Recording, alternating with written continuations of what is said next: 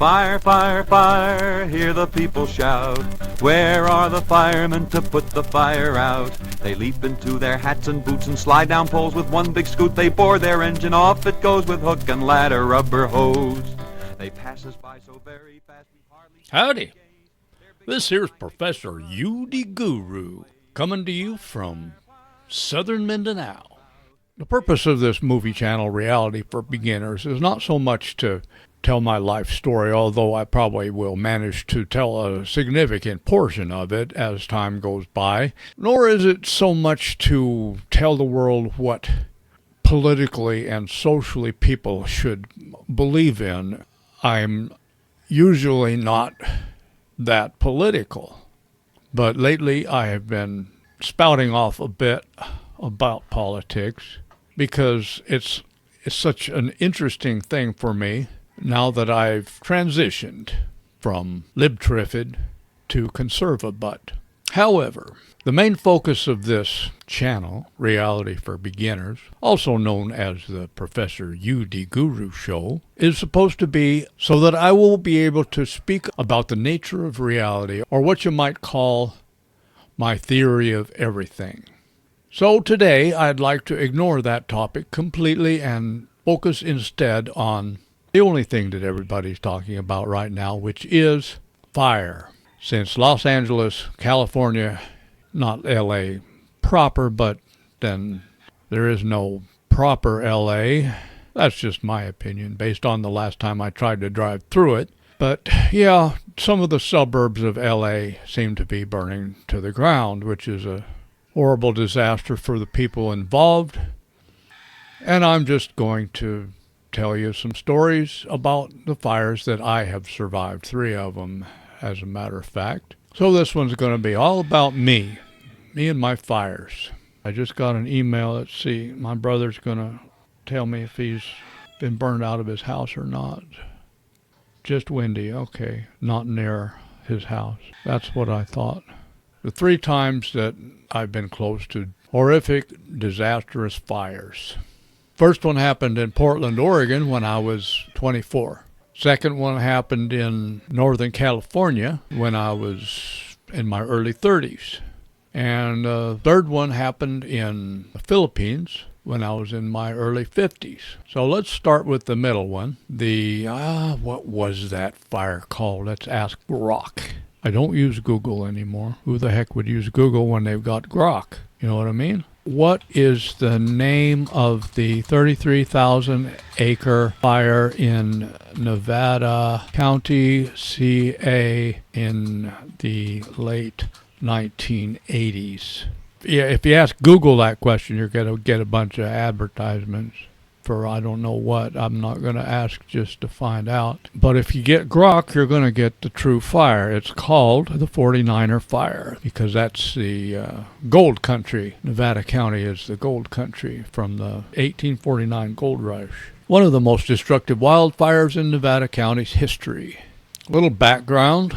There was this guy who used to walk around town with a 5-gallon paint bucket, an empty bucket, and I never knew what it was for, but somebody informed me that the guy is a homeless guy, and they said this guy, they call him the puker because every once in a while he just leans over and pukes in his bucket, and then he just keeps going. He just walks around all day. Now, here in the Philippines, we'd call that buwang. That means crazy. Crazy guys walk around puking in buckets, right? Turns out that once upon a time, the puker, who lived up in the hills in some sort of a tent or shack or something, took a gander at his front lawn, which was, forest, pine needles, and he saw that all of his toilet paper was poking up out of the ground, and he decided, what the heck, I'm going to burn my toilet paper because it's an eyesore. Well, the result was the 49er fire. In fact, I've got a bonus story about the puker.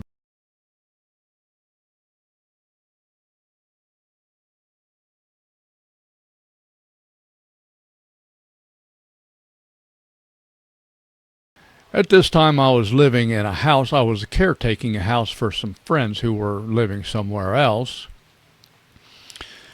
And they let some I have to say lesbian. I want to say dykes, but let's see what Grok says about the word dykes, because I'm not sure it's allowed in 2025. The consensus from both historical studies and community discussions is that dyke should not be used by those outside the lesbian community, especially not in a derogatory manner. Well, let's not be derogatory about it. Put it this way. My friends who were giving me free rent to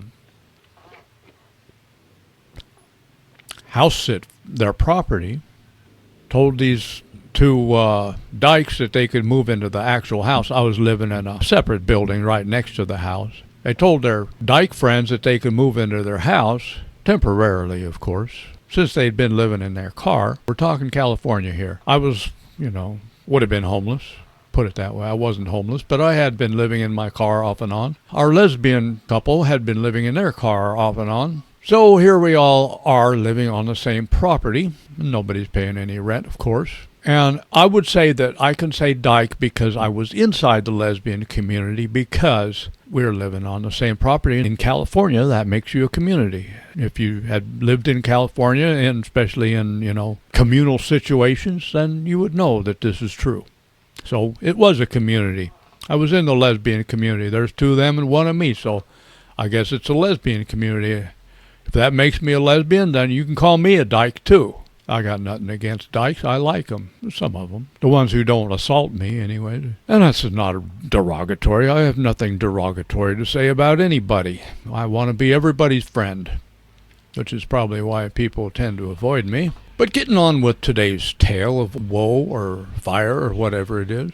One day, unrelatedly enough, a friend of mine who lived on a large acreage several miles away in the hills had come and dropped me off at this house where I lived. He used to live there too, but he was now house sitting for a large acreage for his friend, the acupuncturist who made a lot of money acupuncturing, and had bought this piece of property for him and his wife and their baby daughter to live on. And it was a big piece of property, and my friend was helping clear it and piling up huge piles of undergrowth and brush and burning it up. This is done in February, so the fire wouldn't spread.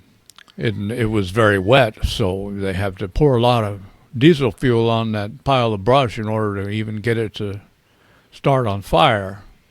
And so they cleared off this whole big property and burned all the brush, which that's what you kind of have to do. It's fire prevention. You have to do it if you don't want your house to burn down.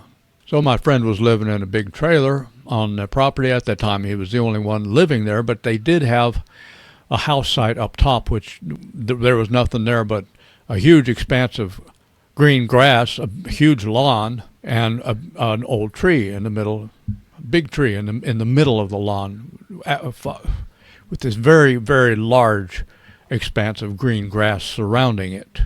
Nothing else growing on the top of that hill. Just one tree right in the middle of that huge expanse of green, very green grass. So anyway, my friend, who was let's not say this is derogatory, he was a little bit on the sarcastic side, because our friends, the lesbian friends, were named, I don't want to get sued. I'm not going to say their name. I'm not going to say anything derogatory about them. But still, in case they're still alive, you never know. Instead of calling them by their actual names, behind their back he called them gag me and mace me. That's just what he called them.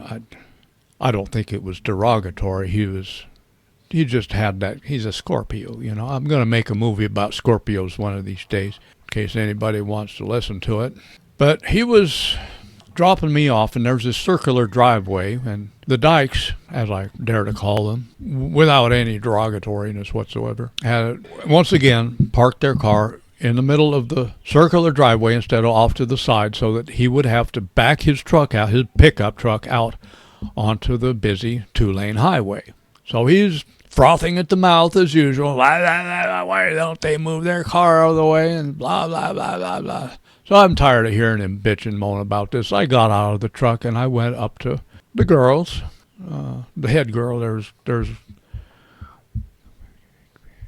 Gagme and Macy. Macy was Mace Me. Gagme and Mace Me. Mace Me was leader, and Gagme was the quiet one. And I said, how about if you move your car out of the way so we don't have to back out onto the highway? And she about had a conniption fit and practically dropped the stuff that she was taking out of her trunk, and you could see the steam coming out of her ears and maybe a little coming out of her nose. And she informed me in no uncertain terms that she was planning to do bad things to my body. I don't remember what exactly, but she used bad words, and I took it as a threat. I didn't say nothing. I turned around and went back and helped my friend as usual, because he was legally blind and shouldn't have been driving anyway. Not legally blind, maybe illegally blind. Anyway, put it this way, he was illegally impatient whenever he's behind the wheel. But I helped him back out on the highway, and then he parked his car out by the road so that it would be easy for him to leave when he was ready to go. But he didn't leave yet, fortunately. Unfortunately, I let my little feelers get hurt, and I decided to go in the house and have a little talk with Mace Me. Was the leader of this cult. She had her own cult, and Gagme was just her girlfriend, but she had other members of her cult also, and one of them was there. So there was three of them, and one of me, and their friend, not Gagme or Mace Me, but their friend, seemed to be guarding the door as I walked into the house. Of course, my friend said, "Don't go in there and start trouble." And I said, "Well, I'm just going to tell them not to threaten me, because, I live here too, and I'm the caretaker of this property, not them. They're just slumming." And I walked in, and by slumming, I mean the living room was a good 1.5 feet deep in trash. In places it was 2 or 3 feet deep in trash, toys, broken toys, dirty laundry, and that's how these folks were living. So I'm not being derogatory, I'm just explaining the facts of life as they pertain to this situation. So I walked in past, I call her the starving pterodactyl, because she looked like she was hoping I would open my big fat mouth and say something, anything that would give her an excuse to show me that girls can fight too. Now, let me tell you something about me. I can't fight. I've never been in a fight in my life, except for the ones where I got my butt whipped. So probably those were my fault for opening my big fat mouth. But that's what I'm here to do. Today I'm opening my mouth and letting things come out of it. It's called storytelling, or whatever you want to call it. So, Gagme and Mace Me were sitting on the couch watching Sesame Street or something. They always were watching TV because they really didn't have time to do anything else. They were busy eating their donuts and Taco Bell. I don't know how they survived exactly, but you could have done a little study on it by looking at what was on the floor. So I walked past the starving pterodactyl, walked right up to Mace Me, the leader of this small cult, and I explained to her that she was not allowed to threaten me because this is my home. And as I turned around to leave, I saw the starving pterodactyl. I saw that she wasn't going to let me leave. Instead, she started pushing on my shoulders, forcing me backwards. So I'm trying to stay on my feet, walking backwards, which is hard to do when the floor is covered with trash. I mean, not a few scraps of trash, but 1, 2, or 3 feet deep in trash and dirty laundry and toys, because there was a a child, a 3-year-old who hadn't learned how to speak yet since nobody ever talked to him. That would have been Gagme's son, but they were all taking care of him by keeping the TV on and watching TV with them. This is a family here. I shouldn't have broken into this family's home that I was supposedly caretaking and explained to them that I was not going to be threatened in my own home. But I did, and now I couldn't leave. And she was pushing me back into a corner. Only one of them was actually assaulting me. I want to be clear about that because Maceme had a prison record for violence, and every time she stood up halfway, she got this look on her face like, oh, I can't do this again. And then she sat herself back down. She tried to stand up several times, and she just kept setting herself back on the couch. I could see her restraining herself. But I could sense that this very small living room had already been pretty much traversed by me, and there was not going to be any more walking backwards for me because the rest of the living room was at least 2 feet deep in toys, trash, and dirty laundry. So at this point, I felt the need to escape. And I thought, well, the first thing I should do is put this buzzard out of commission so that I can get around her and escape through the front door. Because we got 3 of them and 1 of me. And the one that is somehow managing to keep herself sat down in her couch is probably 100 times more experienced at beating the holy crap out of people than I am. Actually, since my experience in this is 0, you might say hers is infinite compared to me. And I didn't really feel like I had any choice but then to take a big old swing at her. The one that was assaulting me. Let's call her Terry. And I missed, because she also had more experience at this than I did. But after I attempted to punch her in the Adam's apple, or whatever girls have, and missed, I shouldn't have went for that pencil neck, I should have gone right for the nose. No, I don't know what I should have done, you know what I mean? Probably should have stayed outside, like my friend told me to do. He was out there somewhere, I don't know what he was doing. He told me later. She just jumped on me like nobody's business and pushed me down on my back on top of a nice soft pile of dirty laundry, thank goodness, because I could have got hurt just falling backwards like that, but I didn't. And I realized that I needed to protect my body. So I put my foot in her stomach as gently as possible. I didn't want to hurt her. I just wanted to prevent her from hurting me. And I grabbed her by the back of her hair and pulled her hair towards me so that her chin would be pushed into her chest so she can't see me. So here I am, I'm lifting her with my leg by pushing on her stomach so that she's basically in the air and not able to easily reach my nether regions with her knee, and she can't see me anyway because her long hair is flopped over in her face and her chin is digging into her, right here at the top of her chest, like that.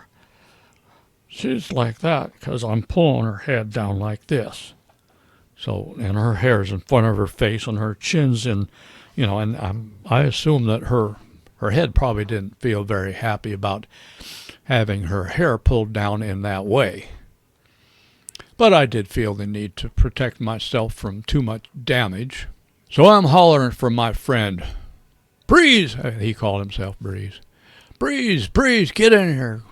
Get in here and help me, for crying out loud. He told me later he was outside listening the whole time. And he's waiting for the sound of, crashing furniture and stuff like that before he was going to come in and save the day. So he came in finally, as I was losing my strength, because I was holding her up off the ground with my foot in her stomach and balancing her there so she wouldn't fall off, because I didn't want her falling off and getting over and crawling on top of me. And she wasn't on top of me, but she was above me. And I'm holding her up in the air with my leg. And, Maceme's over there on the couch, standing up, sitting down, standing up, sitting down. I'm just waiting for her to stand up and come on over and join the fun. Finally, Breeze walks in, and he came up behind the Terry, and he started stroking her and speaking to her softly and asking her to get off of me, and which she finally did. So me and Breeze left, trying not to look like we're leaving in too big of a hurry, and that should have been the end of that. But later on, when I was in the house getting some water, Gagme was standing there in the kitchen. She was the passive one. She was the quiet one of the three. But I was still pissed, and she wasn't saying nothing. This was my fault that I did this, but I did. So I took my drink of water, and then I filled up my glass again, and I threw it in her face, which I shouldn't have done, but I was a little bit pissed. And, I shouldn't have did it, because basically she was the only one of the three that hadn't actually done anything to me. But I did, and she jumped on top of me. Now I got another, lesbian on top of me, and I felt like the best thing for me to do was to try and walk out the house with this girl on top of me. She liked pulling my hair and stuff. Maybe she's the one who scratched my face. I don't remember. She's a big girl, but I managed to stay on my feet. She's on top of me, so I'm bent over with a rabid female on top of me, a big rabid female on top of me, walking towards the door. I managed to get outside and hollered for Breeze, and he came over and told her to get down, blah, blah, blah. And I spoke to my landlady, who asked me nicely to not call the police, so I didn't. And she evicted, gagged me, and maced me, and that should have been the last time I ever saw them. A few months later, as I recall, I mentioned the puker and his campaign to clean up his front yard after he had sort of buried toilet paper and other things in his so-called yard, which was just a bunch of pine needles outside of his shack or his tent or whatever he was living in. And I mentioned that my friend Breeze lived on a big acreage where he was house sitting. The owner had built a very large barn and was actually living in an upper story. This is a 2-story barn, and he was living upstairs in the barn, so-called barn. Actually, the bottom part was a wood shop, and the top part was an apartment they were living in while they were getting ready to build a house up on top of the hill where I mentioned there was a very green lawn, very large green lawn with a big tree in the middle of it, and a swimming pool. I guess acupuncturing was a good thing to be doing in those days in California. I recall my landlords had moved back into their house by that time, and like I said, they had evicted, gagged me, and maced me after the assault. And this fire was way up in the mountains, way up in the hills, miles and miles away. So we were watching the news off and on during the day. How close is it going to come? It's a long ways off. But then it came to pass that my landlord, Dave, was in a panic, and he was throwing stuff into his car trunk, saying, they just said it's headed west. They just said it's headed west, or east, or whatever direction. Let's call it west for the sake of the story. So he's panicking because the fire's headed west, and it has been growing in intensity all day, burning many, many thousands of acres. And so I went in my room, started getting my stuff together, figure, well, what the heck, I guess I better load up my car. And then I got to thinking, now wait, west, that's the other way. And I said to Dave, hey, Dave, just relax, west is the other way. You've got your directions messed up. And he looked at me, kind of relieved, but embarrassed because he had been in a big panic. So he relaxed a little bit, and we stopped loading up our cars. Later that day, Dave and I were parked at a certain spot to watch the fire moving up the river towards Denny's house, because there was one certain spot where we could kind of see the smoke. It's close to our house. And our old friend Gagme happened to be there. She parked in the same place to watch the fire, and we're standing next to each other watching the fire together. No hard feelings there. I think she understood. She was friendly. We didn't have a long conversation, but we stood next to each other and watched the fire in a bonding moment, a moment of forgive and forget. As for the other two, the pterodactyl and the leader of the tiny lesbian cult, I never saw them again, except I did see them driving their RV once. They ended up living in an RV and driving around the county, parking it in different places, and that's the last I knew about them. I'm glad they found each other. I guess they get along pretty good with each other. That's good. But the owner of the property, and his name was, let's say Denny. Let's say Denny the acupuncturist was up on the balcony of his second-story garage with his wife and their 2-year-old daughter, watching the fire burn up the river valley toward their property for hours. And he had sunk a lot of money into clearing this property, building this 2-story barn, beautiful 2-story barn. It wasn't a real barn, it was a nice building. Putting in a swimming pool up the top of the hill where the green lawn was with the tree in the middle. And somewhere around before dark, he's up there on his balcony watching the fire burning up the river valley. And when it came to his creek, the creek by his house, the fire turned and headed up the creek straight to his house. And he stood there and waited till it came to his house. When it came to his house, he tried to fight the fire with wet blankets, and the firemen had to throw him on the ground and throw a wet blanket over the two of them while the building burned around them, and fortunately they weren't hurt. I don't know how that happened, but somehow they managed to not be hurt. The next day, Breeze and I went to see what was left, and we were seeing no damage. We were thinking the reports must have been exaggerated. Speaking of exaggeration, I wanted to tell another story. This happened much earlier when they were clearing the property, clearing the brush. This is what you call brush. It's not trees, it's not forest, it's brush. It's just this nasty brush. You can hardly walk through it. It's what happens when you clear cut and don't plant trees. You get nothing back but brush. Unpassable brush.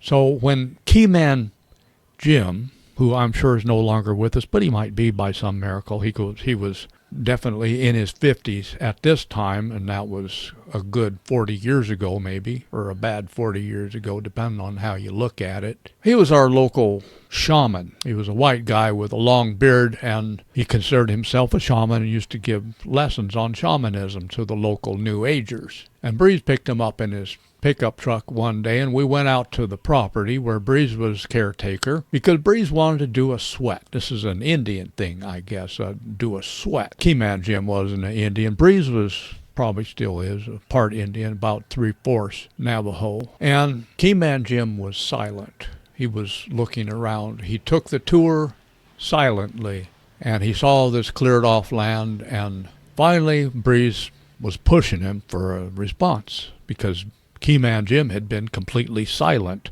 through the whole tour. And Breeze obviously was expecting some validation, a pat on the head, something, because of all the work that he'd done, and he was proud of his work. And finally Keyman Jim piped up, "I spit on this land. I puke on this land. I shit on this land," blah, blah, blah. He went on quite a while, and then he stopped. He said, "All this land destroyed for 2 people to live on." Now, by the way, you do need to clear brush. I think Keyman Jim was wrong, but he did curse the land. He did curse the land. And then he said, "Breeze, by any chance, are you a Scorpio?" Breeze said, "Yeah." Keyman Jim said, "Well, I'm a Scorpio too. You and I are never going to get along. I've done plenty of sweats. I'm not going to do a sweat on this cursed land with anybody. Just take me home." Okay, that was that story. Okay, I just wanted to tell that story before I tell this one, because me and Breeze were headed for the land after the fire, where Breeze lived in a big trailer as a caretaker. And Denny and his wife had, obviously they had to leave because their house burned down. The barn that they were living in burned down. And we were saying, there's no damage until we got to the fence, the gate. I still remember the combination on the lock, but I'm not going to tell you. We opened up the gate and noticed that as we crossed the fence line into the property, there was not one stick of wood that had not been burnt. The fire only burned Denny's property. It was at the top of the hill. It went up the creek, which is on his property, burned his property, and stopped. The trailer was now 1 foot tall, melted aluminum, nothing left there. So we proceeded up to the top of the hill. Well, we looked at the barn, the living quarters. Big barn was 3 feet tall now, pile of rubble. Drove up to the top of the hill, and there was that big old green lawn. Still green, just as bright green as it could possibly be.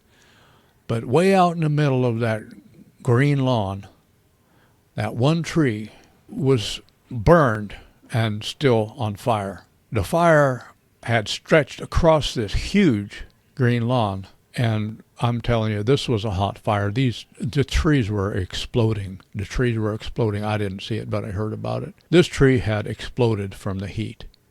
And when we were there, it was dead, and it was still on fire. So that's fire number 1.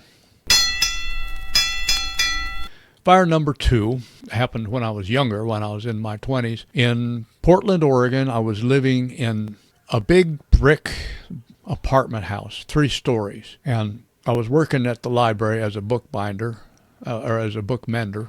And one day, I believe it was a Saturday, I was laying in bed in the morning, hadn't quite woke up yet. I was just kind of groggy and was not quite awake, but I was still recovering from my dream, whatever it was. And I realized that what was waking me up was that a mouse was chewing on my ear. And then I came awake more and realized it wasn't a mouse chewing on my ear. It was someone banging on my door and a fire alarm out in the hall. The apartment building was 3 stories tall, and I was on the 2nd floor. So I got my cigarettes and my money. I don't smoke anymore, but at the time I did. I got my cigarettes and my money because, we've got to have priorities in life. And I headed outside. What else could a fella do? Head outside, watched your house burn. Turns out that a drunk in the basement or 1st floor had gone to sleep with a cigarette and burned down the whole building. We stood outside and watched it burn. The Red Cross was there with a bus, so we sat in the bus, and they brought us Egg McMuffins. And then the Red Cross lady came and said, okay, you all can go to a hotel and tell them the Red Cross is going to pay for your room because you were in a fire. So I went to a nice hotel downtown and got a nice room. And then that afternoon after lunch, we were allowed to go back and get our stuff if there was any left. Well, turns out the firemen had come in through my window because my apartment was the only one that didn't burn. Everything above it, below it, and on both sides of my apartment burned. And mine didn't. My apartment never caught on fire. So they had come in through my window. So my alarm clock was damaged because the fireman stepped on it. And there was no other damage. There was no other damage to my apartment, but everything on all sides of it burnt to a crisp. So I'm getting my stuff packed up, and I have a quart of beer because I think it's a good day for a quart of beer. As in, I was 24, I could, drink beer back then without any problems. I can't drink it anymore because it'd give me a headache the next day. And I was pretty well into that quart of beer. I wasn't a big drinker, so it was having quite an interesting effect on me, and I was enjoying it quite a bit, smoking my cigarettes, drinking my beer, and I sat down to relax, sat down next to the window to relax for a minute because, I really hadn't planned on moving that day. I was looking out the window, got a pretty good buzz from the beer. Noticed some steam coming out of the window of the apartment next door to me. And then I came to full consciousness, and just a minute, I got to make my dog go outside because he rolled in something dead and he's not supposed to be in the house. Hang on. Go outside. Go on. Outside. Go outside. You smell bad. Go outside. Go on. The dog. Okay. Why don't you give your dog a bath? Well, the little dog rolled in something dead too. 2 little dogs rolled in something dead, and I gave them both a bath. This one's about 3 feet tall, and, he won't let me give him a bath, and there's not a whole heck of a lot I can do about it. Noticed some steam coming out of the window of the apartment next door to me. And then I came to full consciousness, and I realized, why would there be steam coming out of a window? That's not steam. That's smoke. So I went out in the hall, walked to the apartment next door, opened the door, and the couch was on fire.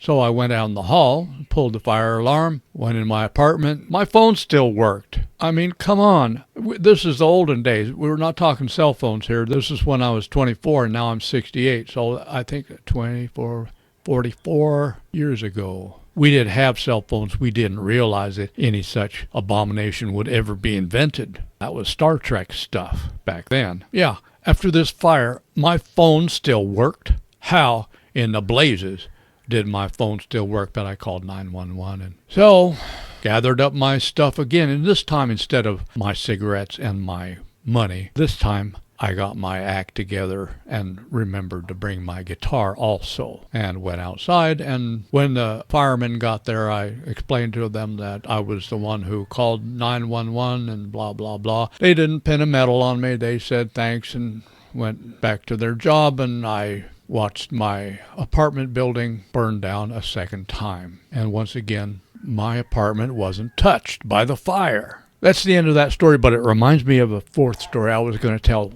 3 fire stories, but I decided to tell a fourth one. Here's another one. A few months before the fire in Portland, I was living at a hot springs in Northern California, in the mountains, in the high mountains. And I was doing this breathing. I've got a whole movie about that. You go watch that some other time. And this breathing that I was doing 24/7 had put me into a special state of total enlightenment. And one day I was walking home on the dirt road to the little town of 300 people, 350 people where I was staying because I had to stay in town. And it was night and I was walking along the dirt road, and it suddenly occurred to me that the old historical landmark wooden hotel that I was living in might be on fire. And I said, nah. And if so, well, there wasn't anything I could do about it, and I didn't own anything anyway at the time. So I got there, nothing's on fire. In the morning, I woke up and went to the cafe to have my morning coffee. And the cafe, the local diner, is full of volunteer firemen who obviously just came from a fire. And I said, well, where was the fire? And they said it was at the hot springs. Cabin 2 burned down. Okay, well, that would have been my friends Gita and Joe in that cabin. So anyhow, that was a short one. Fire story number 3, actually number 4 by now. I'd say I was about 52 approximately, living in the Philippines. And back then I didn't have my permanent resident visa yet, so I had to leave the country once a year in order to renew my visa for another year, having something to do with immigration laws. I don't remember the actual pain in the butt law, but we do have to deal with immigration laws if we're foreigners, unless you're in the United States of America during the Biden administration, in which case you can do anything you want. But this is the Philippines, and they believe in law and order here, so I did have to leave the country once a year in order to follow some immigration policy. And when I returned, my wife met me in the big city airport, which is about an hour from where we actually live, out in the country. And she had our foster son with her. He was about 2 years old at the time, approximately. And instead of going straight home, we went to my sister-in-law's house there in the city. And my sister-in-law was living in a squatter's area. She wasn't a squatter. Well, everyone in a squatter's area is technically a squatter. But here's the situation. Her estranged husband, who was a merchant marine, had built a boarding house for her in the squatter's area so that she could charge rent to people who needed a place to live, students, because there was a nearby college, and her son was going to this college. So their son was going to this college, And the walls were there. The first time I went there was nothing but walls, but he put a new roof on it. It didn't bother with windows. It was a horrible place. There were no windows, but it was a squatter's area, and you didn't really want windows anyway, because you would have just had to make bars to put on them. So it had a door, it had a back door, and no windows, except upstairs, where the boarders lived. So we stayed with her for the night, slept on her couch, and in the morning, I was getting our stuff together. We had some plastic bags, they call them cellophane. Had some stuff in cellophane that we had bought at the mall and 2 new pillows that we had bought at the mall. I was getting it ready to go when someone popped their head in the door and said, "Guess what? The whole neighborhood is on fire." So this is a place right next to the beach. It's a long stretch of road, about 3 or 4 or 5 blocks long, with no way out except at the 2 ends of the street. The street's about 4 or 5 blocks long, so you can get in and out only 2 ways. And we're right in the middle. Went outside, sure enough, the whole neighborhood is on fire. I'm talking about shacks made out of just anything, cardboard, plywood, roofing tin, anything, corrugated tin from off of an old roof somewhere, just whatever people can come up with, basketry. This fire is going to burn. This whole neighborhood is going down. So I grabbed my son in one hand, and I think I grabbed the 2 cellophanes in the other. Forgot the pillows. We lost the pillows. My sister-in-law is frantically running around the house looking for stuff she can save. My wife's helping her. I said, I got our son here. I'm leaving. You guys fiddle around with your possessions if you want, but good luck. I'm leaving. I'm getting the hell out of here with my child. So we head for the entrance, the exit, the closest end, the end I knew about. We're walking. People are crying. People are screaming. People are running. People are trying to carry refrigerators and chairs, whatever they can. At a certain point, I stopped and turned around and looked at the fire. It's a big fire. It's a bad fire. The whole neighborhood is on fire. And when I stopped to turn around and look at the fire, my son started screaming and crying. He didn't want to see that. So I backed up against a little store that was there. There's a tiny little store, so that he couldn't see the fire. Every so often because I was kind of resting, every so often I'd walk forward a few steps and he'd see the fire and start crying again. Pretty quick, I just hoofed it on out there, and we got out of there and waited for my wife to show up and her sister. So we lost 2 pillows. We weren't damaged otherwise. I got my 2 cellophanes full of stuff from the mall. My wife's brothers and sisters showed up and brought us home. My sister-in-law was very upset because she had forgotten her son's boots, where she kept all her money.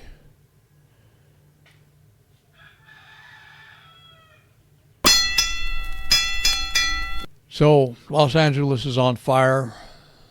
I wish everybody the best. As for whose fault it is, well, we already know that. This is Professor U.D. Guru. Thanks for showing up. I'll talk to you next time. Bye-bye. Fire, fire, fire, hear the people shout. Where are the firemen to put the fire out?